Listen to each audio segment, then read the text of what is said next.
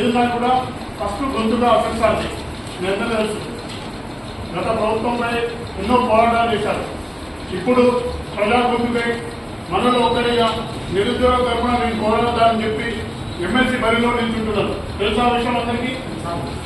ఏదైతే GO number policy issue కానీ, group of issue కానీ, గ్రూప్ గ్రూప్ సంబంధించి ఏదైతే ఎగ్జామ్ వాయిదా కానీ, ఇలా ఎన్నో విధాలుగా సాగరం కోసం పోరాడి ఆ రోజు సార్ని ఏ విధంగా అరెస్ట్ చేసారో అందరికీ తెలుసు.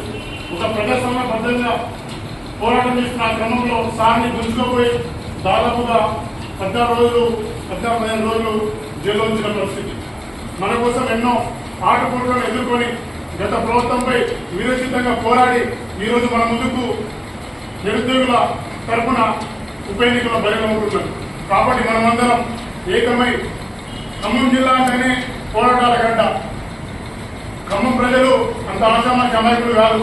ఎవడు వస్తాడు, గాలి చేస్తాడు, రాజకీయ బ్రోకర్లు అంటారు. వాళ్ళను రంగులు మార్చే విధంగా ఉసరవెల్లిలాగా రంగులు మార్చారు.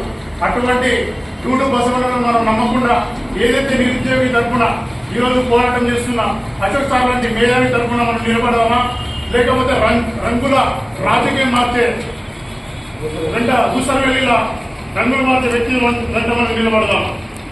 చెప్పండి. మీరు ఆలోచించుకోండి, ఇప్పటికైనా ఆలోచించుకోండి. అశోక్ సార్ లాంటి మేధావికి మనమంతా ఇప్పటికి బాధ్యతగా నిలవకపోతే రేపటి రోజున మన తరఫున ఎవరు పోరాడడానికి ముందుకు రాదు.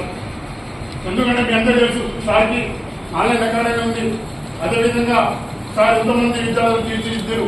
కాబట్టి దయచేసి మిత్రులారా మీరందరూ ఆలోచించి పట్టభద్రులు ఎవరైతే ఉన్నారో మీరు వాళ్ళందరికీ ఇన్ఫర్మేషన్ ఇచ్చి సార్ని భారీ విద్యార్థులు గెలిపించుకోవాలి.